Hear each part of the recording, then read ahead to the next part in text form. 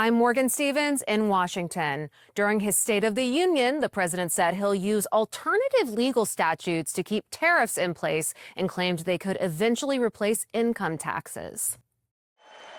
President Donald Trump says that tariffs, rejected by the Supreme Court last week, will continue. Will remain in place under fully approved and tested alternative legal statutes. And they have been tested for a long time.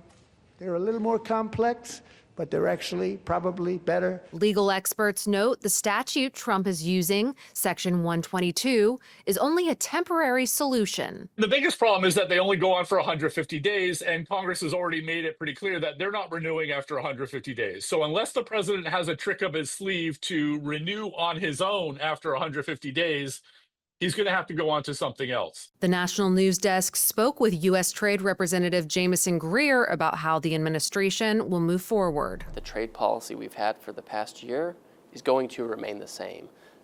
The Supreme Court came down and they said that there's one element of the president's tariff program where he couldn't use that particular legal authority. Congress has given several other legal authorities, and so we're just going to use those instead. Trump doubling down that tariff revenue will eventually be able to replace federal income taxes. I believe the tariffs paid for by foreign countries will, like in the past, substantially replace the modern-day system of income tax, taking a great financial burden off the people that I love. Income taxes are the government's primary source of revenue, generating around $2.6 trillion annually. But experts say tariffs won't bring in enough to replace income tax revenue. Trade expert Kimberly Clausing from the Peterson Institute for International Economics told us, this is not within the realm of possibility.